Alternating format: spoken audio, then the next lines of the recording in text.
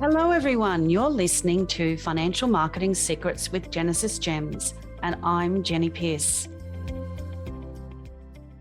I'm extremely excited about this particular episode. I have a returning guest, a lady who's very, very well known in the industry for all the right reasons. And I have a new market entrant that I think has a really wonderful story to tell. So Jenny Brown is the founder, CEO, and a financial advisor at JBS Financial. And joining us as well is Kaitlin Mifsud, who is currently completing her professional year as an advisor. Welcome, Jenny, and welcome, Kaitlin. So it's really wonderful to have you both here. With this particular episode, I have wanted to do for quite some time, but obviously it's finding the right people that have a great story to tell. Jenny, I thought I'd start with you. Although you've been a guest on Jenesis Gems Podcast previously, I would love it if you could give us a little bit of a snapshot as to how you've got to where you are today. Thanks, Jen, and thanks for having us. It's great to be back. So I started in advice back in 1992 in risk. I sort of fell into advising. So first 3 years of my profession were learning all about insurance and how to, prospect and talk to clients. Through the networking, I then moved to a licensee where I learned about financial planning and started studying. So my study career started back in 1995 and then worked my way through, where I'm finalising my master's today. Over the journey, I've met many people who have then introduced and spoken to me about either specialising in self-managed super funds or working in small business, and the fact that you need to learn and understand, the technicalities behind all of that, because that will give you the foundation to then be able to talk to clients. So our business is, we've got 12 staff. We have 11.2 full-time employees, and we are 100% remote. So we closed our office doors in March 2020, and at this point in time, we don't plan on opening an office. We do have a registered address in the city where we can work there in a co-working space if we choose. Most of us choose not to do that. So it works really well. And our target market is pre and post retirees. So we do work with the Gen Xers, but really those that are aged sort of 50 plus is our sweet spot. Definitely completely virtual. I can attest to that. So, and definitely don't think that has impaired your business at all. So very, very smart move, I'm sure. Absolutely not. It's actually improved our businesses. It's attracted people who are very happy and comfortable working remotely. It's not for everybody, but as I'm sure Kaitlin will attest, she joined us as knowing that we are 100% remote virtual business, and she loves it. So but it's been great for us, and our clients love it. So they love the fact that we can just jump on a really quick Zoom call and talk to them, rather than them having to come into the city and find a car park and travel in traffic and all of that sort of stuff. Yeah. It works really well. There you go. So, Kaitlin, welcome to the podcast. Let me hear from you a little bit about your journey to where you are today. I'm really interested to hear this. Yeah, thanks, Jenny. So how I got into financial planning was a bit of a journey. At high school, I was never someone who knew what I wanted to do. I was changing my ideal career path nearly every week. It was a bit of a joke in the family. I always liked numbers and things like that and math. And we did a bit of financial math in year 12, and I really enjoyed that. I didn't really know what career you could do with that, though, because I didn't want to be a math professor or anything like that. Accounting was something that I was really interested in, but I actually had a lot of people turn me off it and tell me not to go down that path. Now, I won't get into that, but I guess some people just said, it might be a little bit boring and things like that. But, obviously I have a lot of respect for accountants. So I started out doing a Bachelor of Arts out of uni, nothing to do with financial planning. I was interested in philosophy and things like that. I had no idea what I wanted to do. And there was actually a sudden death of an extended family member in my family. And seeing that all play out in the estate planning side of it all, and the super payout and the life insurance payout and all that things, it made me realize how important that stuff actually is. And when Wow. I was going, so when I was going through course books and things like that, and I saw this thing, financial planning, and a bit of what that covers, I thought, okay, well, that's a bit of accounting and a bit of math and all those things I'm interested in. And I did the double degree in accounting and financial planning at RMIT. And I wasn't sure what I wanted to do. I was still thinking maybe accounting, but I fell in love with the financial planning subjects that I was doing. Still didn't really know what a financial planning career would even look like or what it would be, but I was really interested in those subjects. And then what really made me think, okay, maybe financial advice is something I can do after uni, was Alistair from Striver came to speak at our uni one day. I think I sat in on a webinar. I don't think it was in person. And yeah, he kind of explained what it would look like, what you would have to do, the professional year, things like that. So I thought, okay, well, that's something that I can probably do, and connected with his organization after I finished and things like that. And yeah, all came from there. Here you are today. Yeah, that's it. Definitely Alistair from Striver is particularly well known in the financial services industry. But and I'm sure his name is going to come up more than once in this conversation. But I do want to do, thank you for sharing that. I do definitely want to do a bit of a deeper dive and really focus on the core of our conversation today, which is about building futures, the pathway to being a financial advisor. So, Jen, I'm going to start with you because obviously I've known you for a long time, and I work with you guys at JBS Financial, and I've seen the energy and the effort that you guys bring to nurturing nurturing those that are interested in financial advice, but also in nurturing your team. So I wondered if you could sort of talk to me a little bit about building, I guess, the future financial advisor. What does that look like from a JBS perspective, and what have you done over the years to support new market entrants? Great question, Jen. So we've always believed that it's great to train new graduates, sort of straight from uni, or those finishing their fourth year. They're highly intelligent, they're smart, they're generally articulate, they have a drive, and they know that they want to achieve great things. So having that sort of young talent, energetic talent within JBS has worked really well for well over the last decade or decade and a half. So maybe 15 odd years we've been doing that. Originally, it came down to, I think, cost. You try and bring someone that's been working for a while and they want, a lot of remuneration, and there's nothing wrong with that. But we employed people, I'm going back probably 20 years, we employed people that said they could do things, and they said they had an expectation for a salary, and they didn't deliver. So we thought, well, let's start with those that don't have any training. We'll train them from the beginning, and then increase their salary as they grow within JBS. So that's been the plan.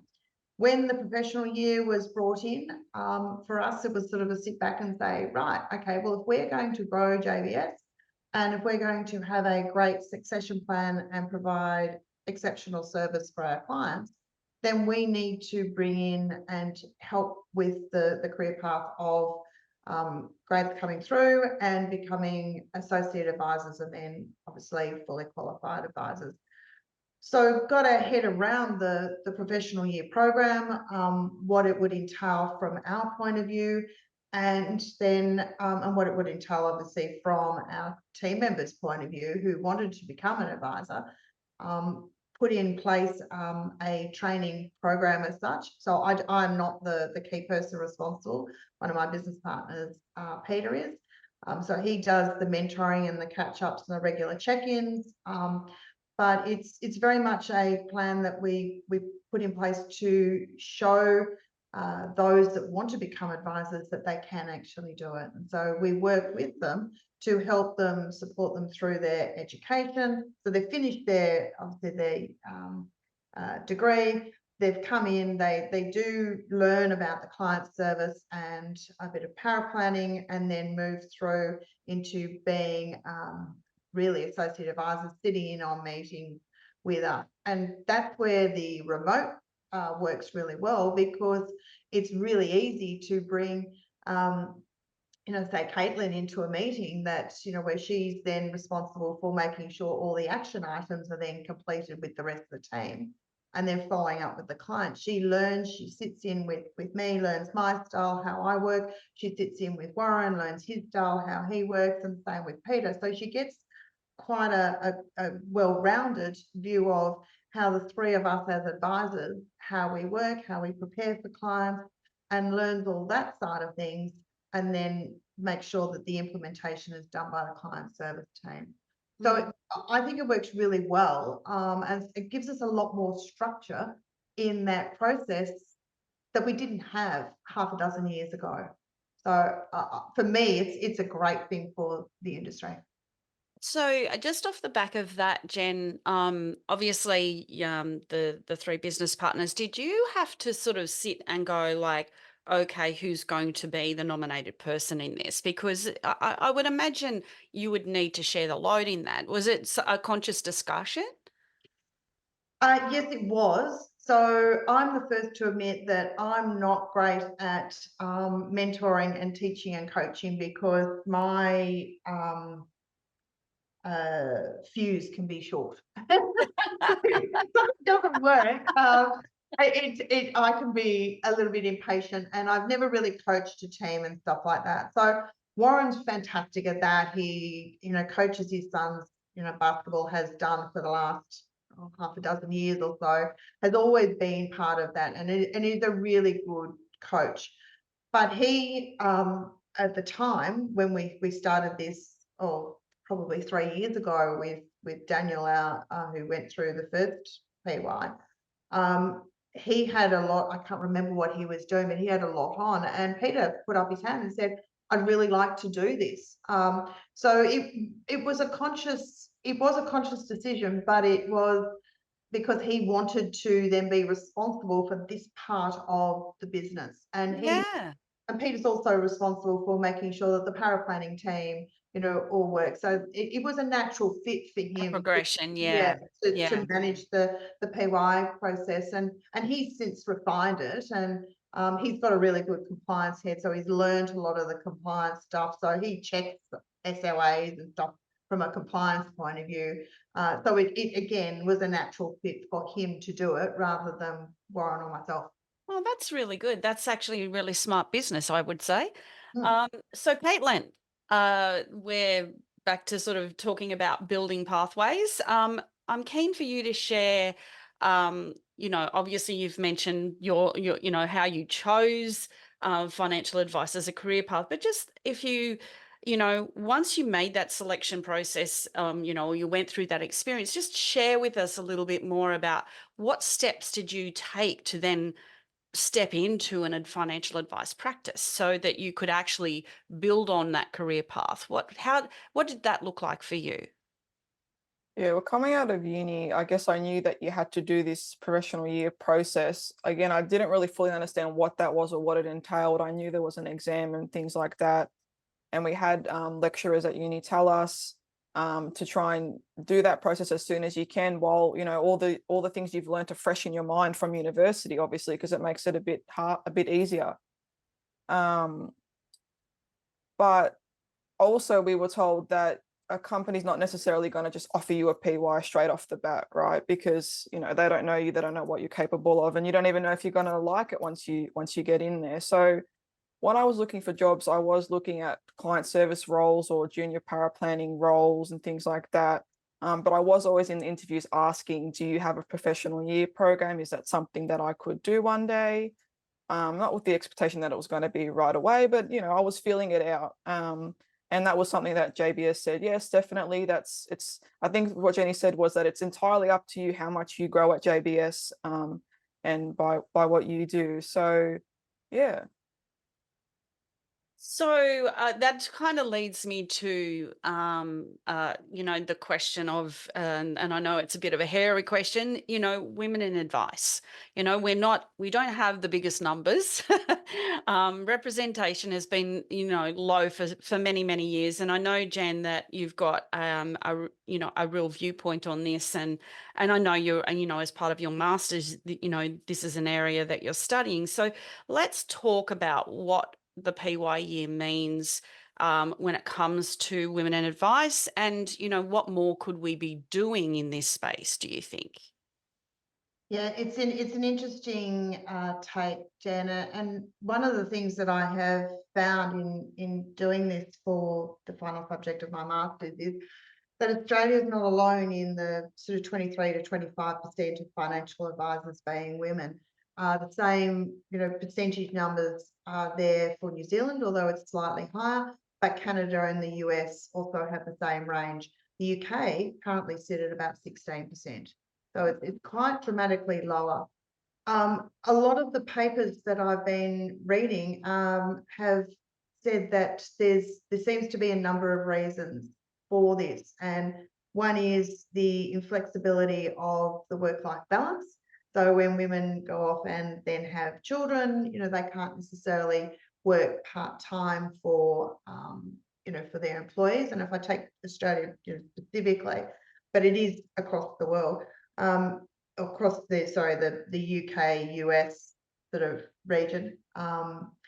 It's so that is one reason. Another reason is the cost.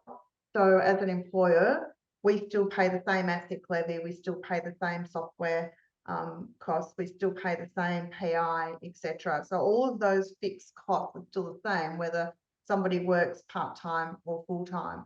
And again, for a small business, then is that a help or a hindrance to putting or to having a part-time advisor? Then there is also the men in suits syndrome and the boys club when you go to conferences. So I know when I first started, and for many years, and I've got a pretty strong personality, but you go up to a group of guys and sometimes you would get a warm welcome, and other times it would be like, oh, so whose partner are you? Scenario. And that's happened well more than once. You go to conferences and it's like, oh, so what's your partner's name? Maybe I know him as, no, you won't, because I'm the advisor, not him. And it still does happen. So I think there's a number of those sort of different areas that have been a hindrance. Now, from our point of view, with our our model of 100% remote, that hybrid, part-time wouldn't be a hindrance for us. We have part-time team members. Yes, you've still got the costs, but we want to make sure we've got the right person for the job and for the role. And as long as the clients are looked after, we can work with any flexibility there of when our team members do take time off for children. So there's no, and obviously Kaitlin and I haven't discussed this, so I don't know whether it's on her radar or not, but and that's irrelevant, but it's one of those things that it can be done. And because JBS owns the clients as a small business, it's not like she's building or any team member is building their own client base that they have to hand over. We work as a team, so there's always 2 advisors across every client within JBS. So if I'm not here, and I don't work Fridays, so I'm a 4-day-a-week person now. So if there's something urgent comes up on a Friday, there's always another team member there that can step in and help, because there's more than one person that knows the client. And I think that's also key in making sure that, one, it provides a redundancy solution. If you all of a sudden don't come in to work tomorrow, but it also provides that backup for team members when they do have leave for maternity or paternity leave, for kids and things like that, or in my case for our parents, so it works the other way around. It's those of us who have had parents that have gone through aged care know that you sometimes just have to pack up and go and see them and look after them. it's Mm. as the kids, it works both ways. So it's interesting, and I think the barriers are still there. I know Alistair, and speaking with Alistair from Striver, that he is doing as much work as he can in the universities, but you're still looking at 30 to 40% of university students are females. We need to then show them I think at school level, that financial advice is a great career, because as Kaitlin said earlier, people just don't know about financial planning Mm.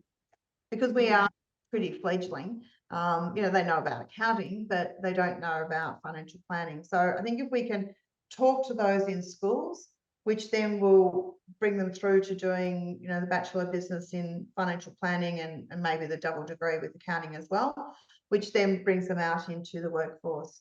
But as employers, we need to be more giving to take on part-timers as well. So they could be full-time for a period, but to go to part-time, or part-time and, then full-time. And I think we need to be flexible if we're going to Yeah, I grow think if our anything, sorry, Jen, I think if anything, well, I won't say gift from COVID, because I'm not sure anyone sees COVID as a gift. But I think one lesson we learnt from COVID was that hours needed to be flexible, and that working from home is a positive option for not every business, because I get some cultures, some business cultures don't support it.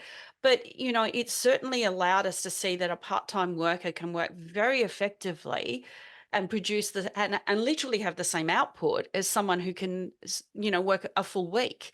So we just handle our time differently, So I think that's a really huge lesson. And I think, again, smart business decision in that building that flexibility into your model is really, really smart. Absolutely. And it comes down to systems and processes and trust. Yes. Got to Yeah. go both ways. So, we have to trust that our team members are doing, the right thing, and the team members need to trust that we believe in them. Yeah, that's true. So to you, Kaitlin, I guess it's sort of, as you were going through university and forming your opinion on that career path, uh, you know, you can't be what you can't see, as they say, and the lack of visibility of women actually as advisors, I guess, is a real issue. So did what was your experience in that place? Did that was it an off put, or was it, well, look, I need to see more of myself. So this is what I want to do. Like, what was your motivation in that? I think while I was at uni, I didn't really think about it, like about being a woman in advice or what that would look like, because a lot of my peers at uni were female. And, I had come from a family where there's like female bookkeepers in my family. And that's why I was also interested in the accounting and things like that. So I didn't really think about it. And it was until I actually started applying for jobs, and I was like, oh, every job interview is with males in suits. And you'd go on the website and they've got a team of 20 advisors and not one of them was female. And then I started to think, oh, okay, so if I actually get employed by this company, how's that going to look like for me? And how am I going to be able to succeed there? I wasn't sure. So yeah, and now that I'm actually in the industry, I understand it more. And like Jenny said, when you go to conferences, you look around the room and you see that there's a lot of males in the industry. But I think day to day, it doesn't affect you, because you're just doing your job, you're just doing your work. The clients know you know what you're doing, you know what you're doing. It's just when you're in those situations that it becomes more apparent, I think. And yeah, I think there's not many, you don't get to see many women doing advice and things like that. And maybe that's why some people don't know they can do it, or how to get into it. Yeah, I guess the onus is on the industry by and large to actually create more visibility of those that are in the profession, so we can encourage more, Yeah. So I think that's the thing. As you say, day to day, you're literally doing what you're meant to do, which is, be an advisor. Yeah. So, and when you're at uni, you're being a student, you're doing what you're meant to be doing. It's more that confrontation of being an entrant into the profession, where you are confronted with not necessarily a diverse approach, shall I say. I want to just flip back to the past and versus the present. So obviously, Jen, you mentioned 1992, uh, which was only a minute ago, let's face it. So I just want to flip back. Obviously, your entry point into the industry was so very different to where we are today, and we all understand that the industry has evolved dramatically. And that we now have professional standards. I just want to sort of a bit of a gauge from you, like, what is the impact to from a I guess a business perspective, but an industry perspective on what has been the impact of the professional standards coming in? What has that meant for you guys? Yes, so look, from my point of view, when I first started, and that anyone that could pick up a phone and use a phone book was given the opportunity to sell insurance, because that's what I did, back then. And it was then when that was my first sort of 3 years, and it was then when I moved to the first licensee that I then learned that you need to go and do your CFP, you need to go and do your diploma of financial planning. So the diploma of financial planning was the 8 subjects back then, like the advanced diploma today. And then, there was the self-managed super fund specialist advisor. I've done the AICD, so the graduate. So because I love self-managed and I love structures, so I wanted to make sure that I was doing a lot of that. But that was all self-propelled. So then when professional standards came in and we had to do the exam, and I talked Peter and Warren into making sure we sat the second lot of exam, because as I said to them, we didn't realise there was going to be extension on extension, but as I said, well, you know what, if we fail it, then there's more opportunities to go and do the next lot. But if we wait, there won't necessarily be the opportunity. So we all did the first lot, and then at that point in time, I needed to upgrade my effectively advanced diploma to a grad dip. So I needed the extra 4 subjects. So I went, right, okay, well, I'm going to go and do that. And then there was a whole hullabaloo in the profession about, you've been in, if you've been in for 30 years, you shouldn't have to go back to university, and it's too much impost, for those running businesses, et cetera, et cetera. So I then went, well, hang on a second, I'm running a business. I've been in the industry for 30 odd years, so it's now 32. And so that's what made me decide to then go and do my master's, to basically say, well, you know what, there's no excuse. You can go and do the study, and, you can, if you really want to and you want to apply yourself, you can do it. I actually think that today we have a better structure than we did when I joined. There was no structure. So if you weren't self-propelled and didn't listen to your mentors, or didn't have mentors, so I've always had mentors and business coaches. I'm a big believer in both. But if you didn't have that, you wouldn't necessarily know to go and sit in the Web Martin, updates that I sat in with, when I was part of the Bonjono group. So, I learned about structures and tax and stuff like that during that period of running small businesses. So that's where I learned that. And it was from there, it was, a girlfriend said, self-managed are the way of the future. So that's why we went and did our FSA and did that. And so it's always been that sort of, as I said, self-propelled. It's a matter of, whereas now you have to have the structure to tick all the boxes. And I think that's a good thing for us to become the profession that we need to be seen as equivalent to the accountants out there.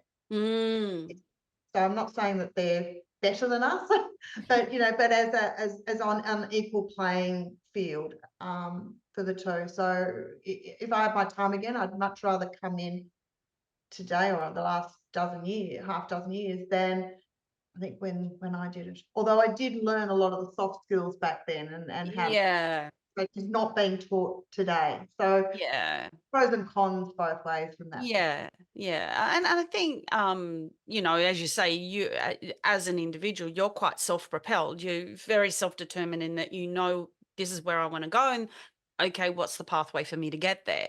I think if you walked around a room at any conference or, workshop, masterclass, whatever, and spoke to a lot of the women in the room, most of them would say, look, I kind of just fell into it. Which is a very common response that I've heard over the years. I'm sure you have too, Jen. So I think now that we have a formal process or formal pathway, I don't think that can be a negative. No, but it's really interesting. A lot of my female advisor peers, whilst they also fell into it, they're also all self-propelled. I'm going to use that word. So, That dynamic they of, all of, have of that being a drive. woman. Yeah. Absolutely. They all have the drive that they want to achieve and get where they want to go. And often it's been, in my case, I was told back in 1992 that women don't make it in this business and you'll be no different. Now, that wasn't necessarily a driver for me to go, well, stuff you, I'm going to make it. But because I had no option, I had a mortgage and I had to make it. It had to happen. But I think if I talk to all of my girlfriend, female advisor friends, they've all got similar stories of some form or other, and they're all self-driven to make it work. Yeah. I think often if you tell a woman that she can't, she'll tell you that she can. So, Correct. And we're very glad you were very determined. Thanks, Jen. So, Kaitlin, I guess you don't know a dynamic other than the professional year. So for you, it's sort of not like, well, there is a difference to the past to the present. But I guess from you've mentioned you've done a double degree. And obviously the entry point and you've shared those stories with us, but I'm really interested to obviously you've heard Jen's story and you've no doubt heard many other stories of people similar to Jen along the way. Do you think that the professional year gives you an edge? Do you feel like it's made it easier for you to become a financial advisor, to work in financial advice?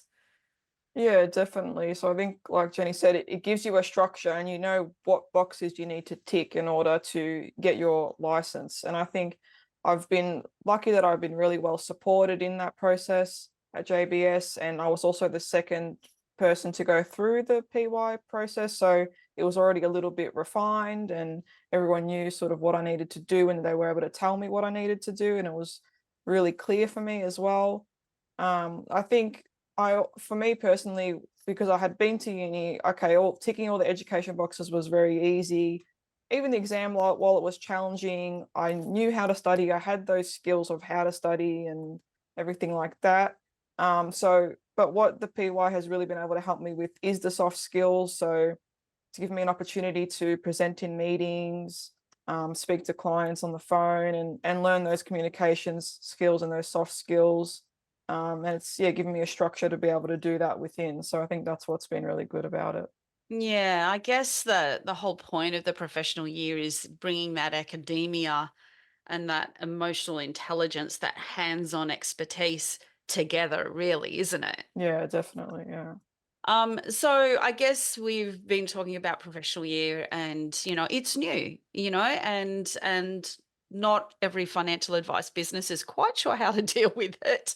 And as you've mentioned, both of you have mentioned, Jenny and Kaitlin, that, this isn't, Caitlin's not your first candidate to go through the professional year with JBS. So I want to talk highs and lows and, the learning curve. I'll start with you, Jen, just in respect of, obviously, as a financial advice business, overheads are a big thing today.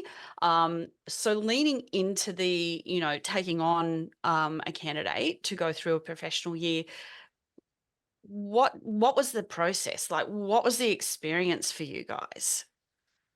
So I think initially it's having the right person to go through it. So 100%. it's not someone that just thinks that they want to be a financial advisor. Kaitlin had the drive. She wanted to achieve this, and she's a very methodical person and really likes the structure, which works really well with us. Mm. So it's having the right person. It's having, as a business, it's making sure that you have the right, it's almost a position description, I guess, for each stage. Understanding what is the formal education that, because you have to do so many hours of education through the PY year. So what is the formal education that needs to be ticked off? So from our point of view, we use a lot of direct assets. So to do the direct share course was really important, because the guys need to be qualified to invest within their portfolios. We have more than, over 50% of our client numbers have self-managed super funds or trusts. So to do this self-managed course was important. Obviously, you have to do the ethics. And because we talk to clients around, lending in terms of, we don't set up loans, but we will talk to them about an interest-only loan or an offset account. So as soon as you start talking about that, then, or paying down this debt versus that debt, then you need to be able to be qualified in finance. So there's that subject. So there's, all of a sudden, there's your formal education, plus the normal CPD that you do every year anyway, that is set for the PY. So that's then, and we ordered how that works. We then looked at, right, so if you're when you enter the PY, for us, you've already done the client service, so you've understood the client service for the clients. And I'm not saying working in client service for 3 or 4 years, and a period of time, it might just be a couple of months just to understand how it works.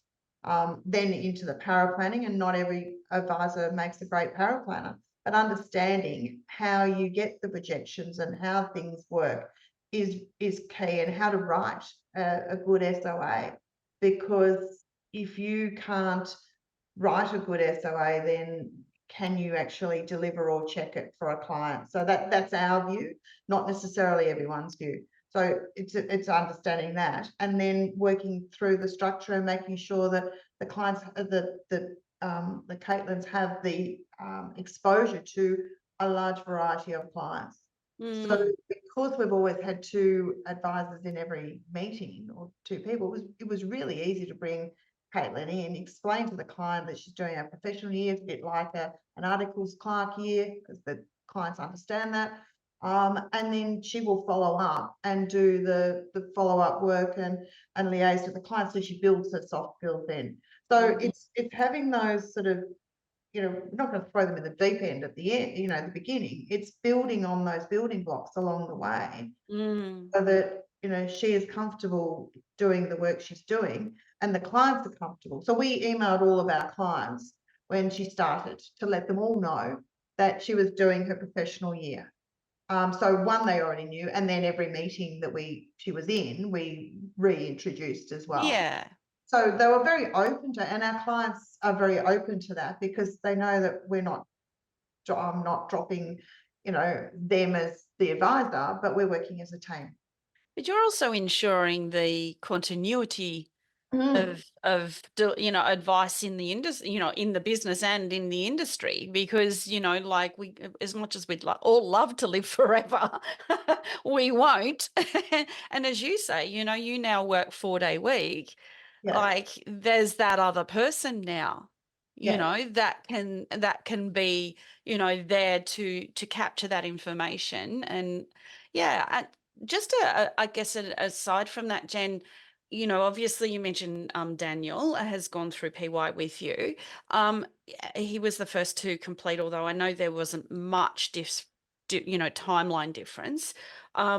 Did you learn sort of like, was there sort of like, okay, we've got to get this, we got to improve this, or we've got to, was there something that you found like, okay, first time around, we just need to tweak these things so that we get it right for the next person? Consciously, I don't think so. Maybe subconsciously we did. Yeah. I don't think there was anything major. Maybe Peter, who was doing the regular, I think, fortnightly or monthly check-ins with the guys, maybe he did. But I don't think there was anything major that we needed to do. Oh, that's good to hear. That's good to hear. Probably as a business, because you do, and being virtual, you already had to build so much infrastructure and so much in the way of your processes that it was kind of already there.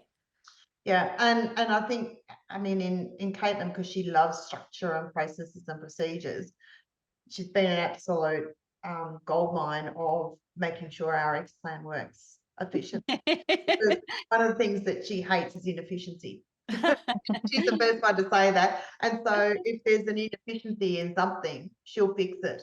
So that's been awesome in terms of a lot of the stuff that she's done, which all goes towards growing and ticking the boxes within the PY, because she's going in and learning how to do things.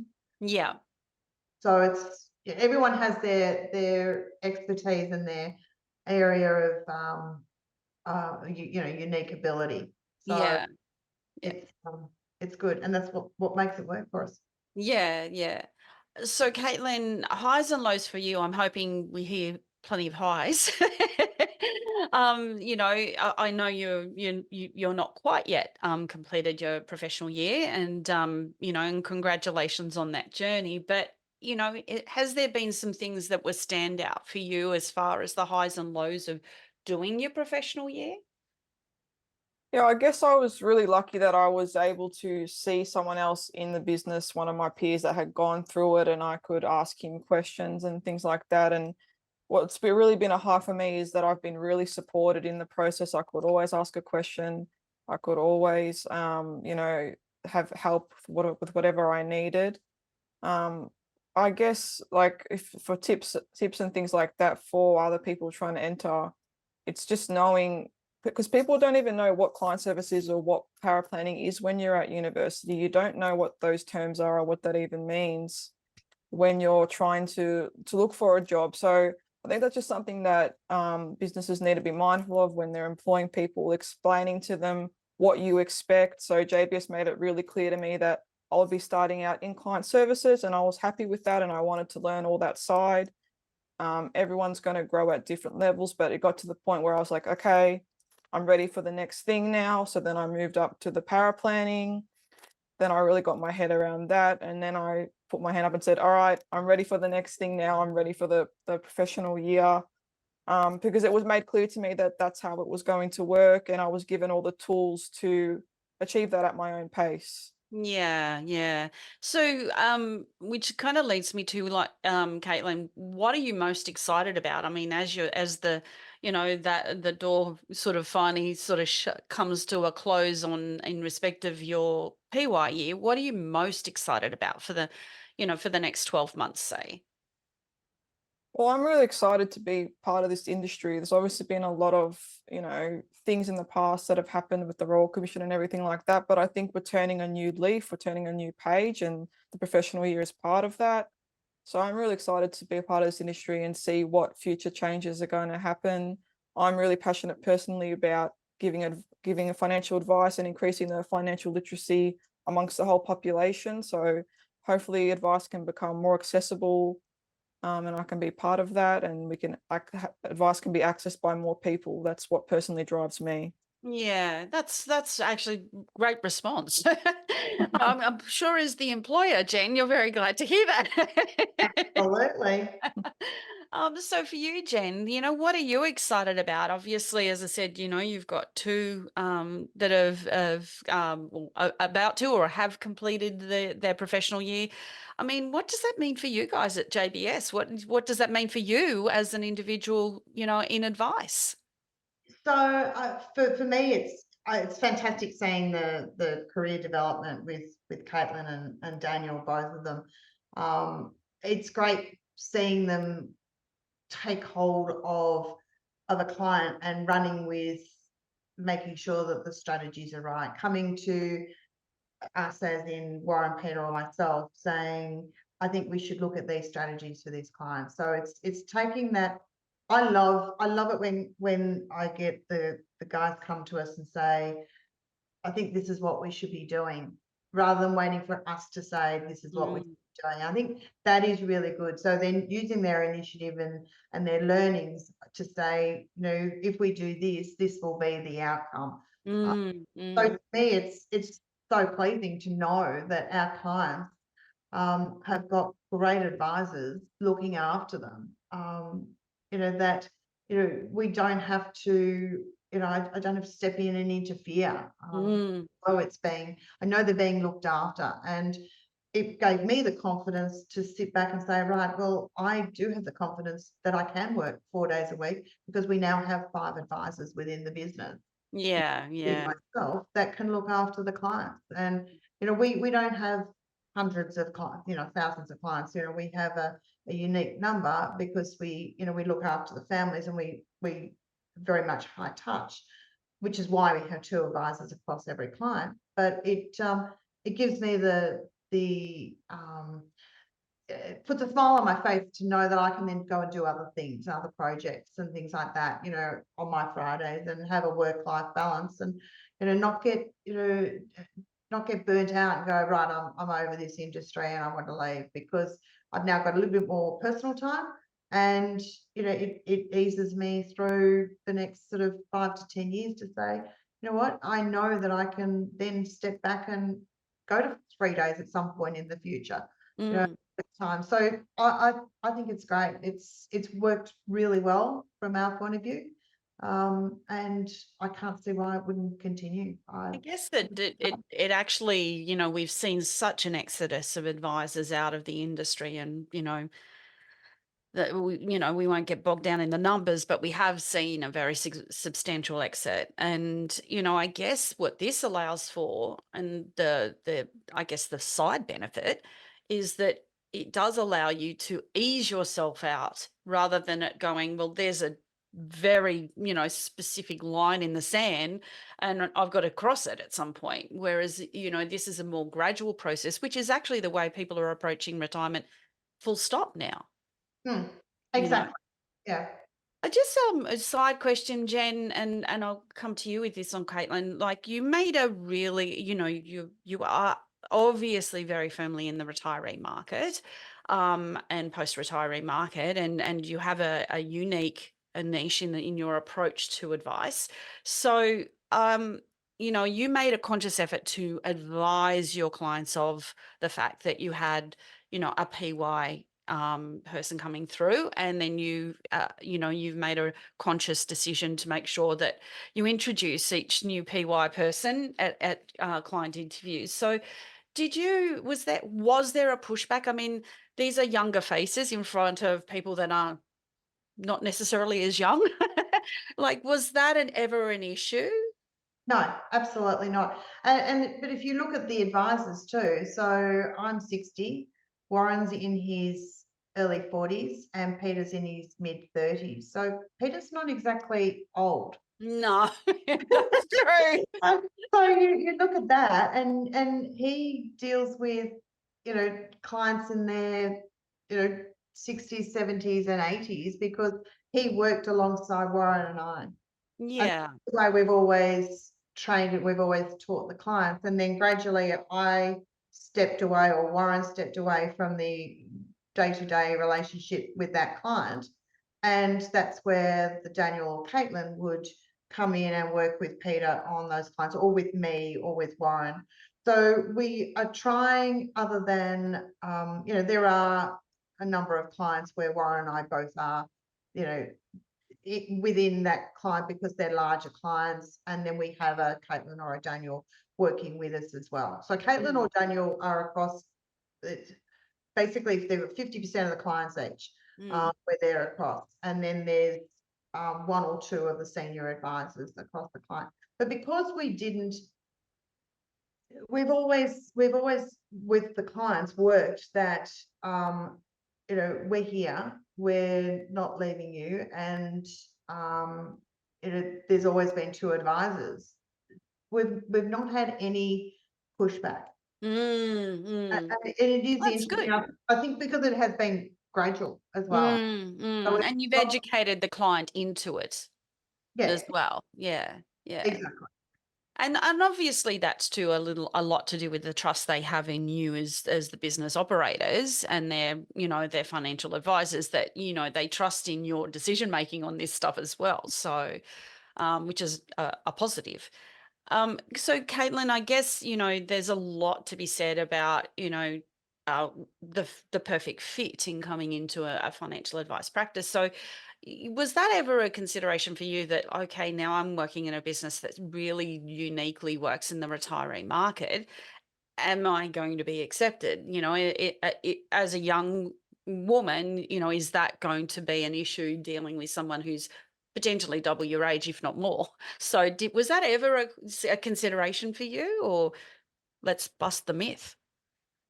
Yeah, well, something that when I was interviewing as well, I was not at this stage particularly interested in working with really high, I guess, net worth individuals. I was really interested in working with, average people that I knew in my own personal life that I would be able to relate to. So, I have uncles, I have grandparents that are small business owners, and so that's, I guess, how I can try and connect with them. I think every client's different. Some are really extroverted and they're going to connect with you straight away as a younger person. Some might take a little bit more time to warm up, and that's okay, to build that trust. I don't know. I've always gotten along really well with people of all ages. I was always quite, I guess, mature when I was younger, and I always enjoyed having those sort of conversations around the dinner table about super. When people would talk about super and retirement, I always loved that. So I've always been talking to people older than me about those things. So I guess it didn't feel very different for me.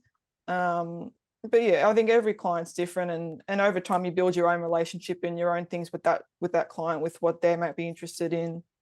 Yeah. Yeah. So we've busted that myth, I would say. Yeah, I think so. Yeah, you can connect with anyone, I think, if I you think find that the is, right thing to connect on.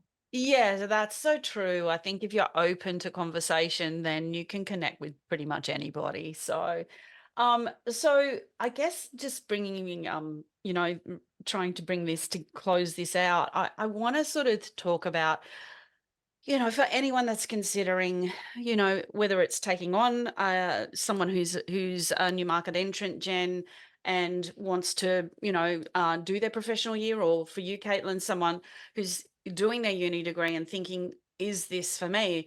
You know, let's talk about some tips and traps, because I think you know, we need this industry to grow.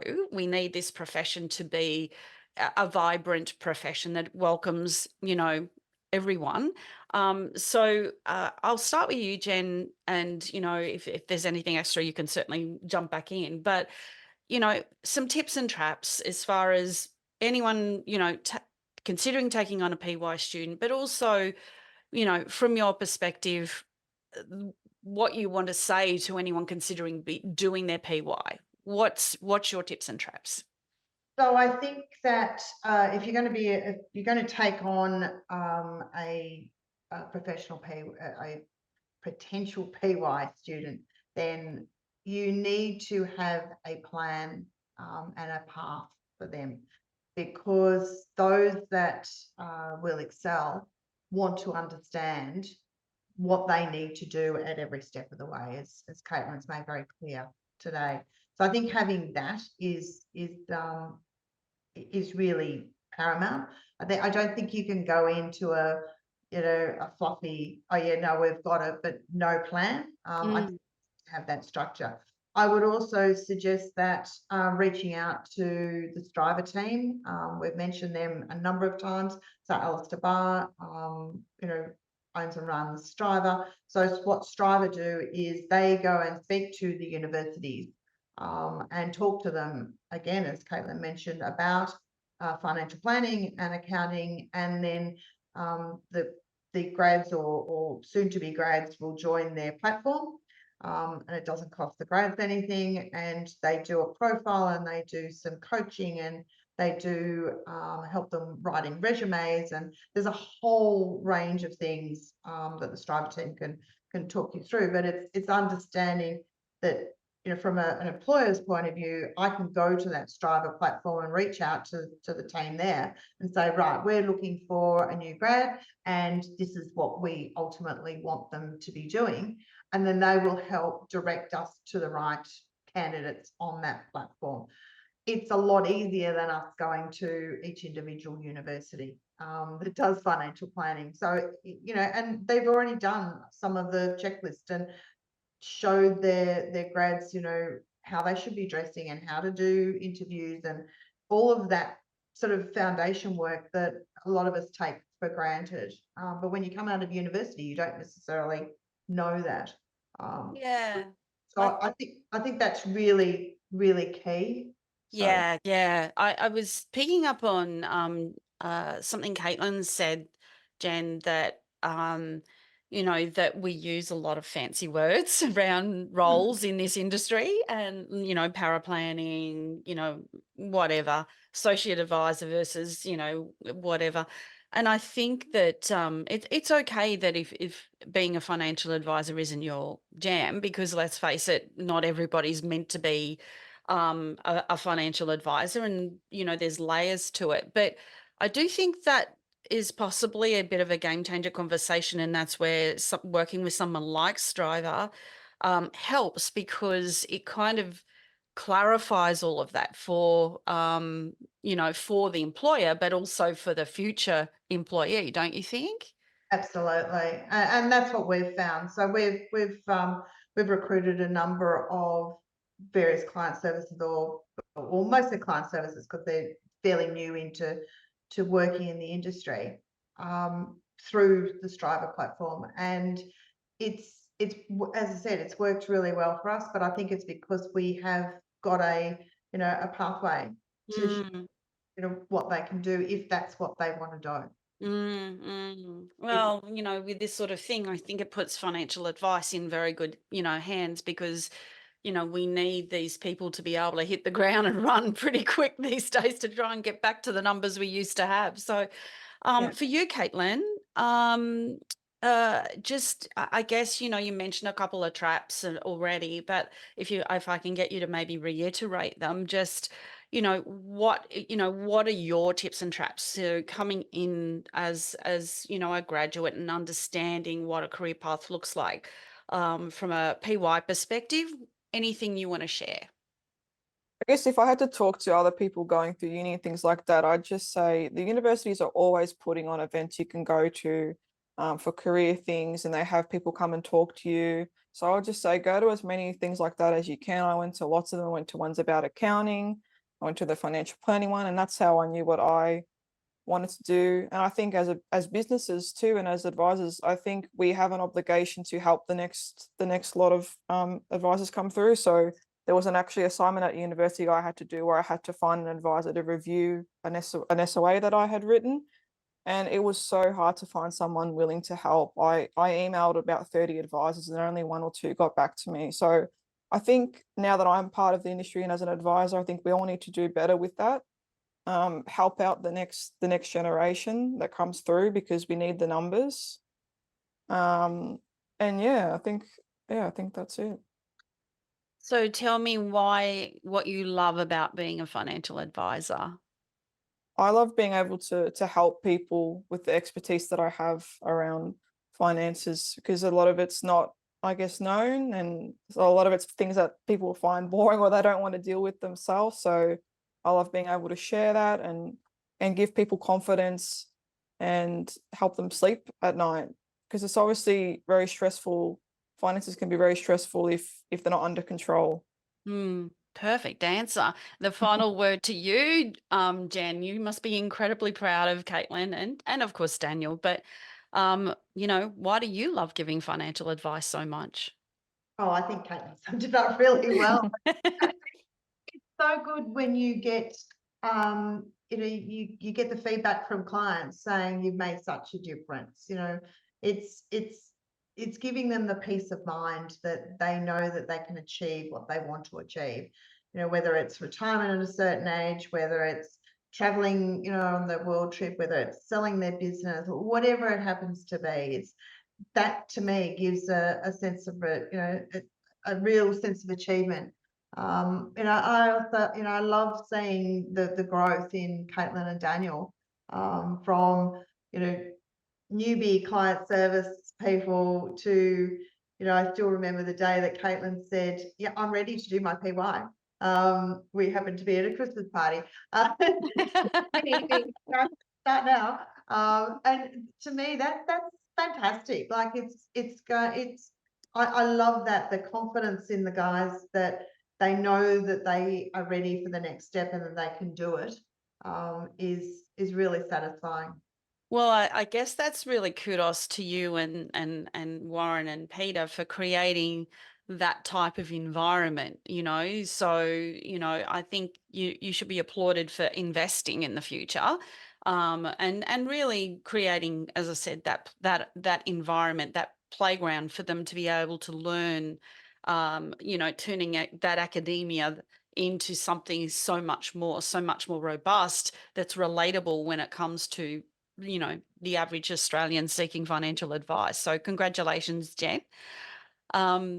And Kaitlin, to you, I really value the story that you shared, because I think it's important for people to see how robust this is as an industry, and how robust financial advice is as a profession and a career path. So the very best of luck on completing your professional year.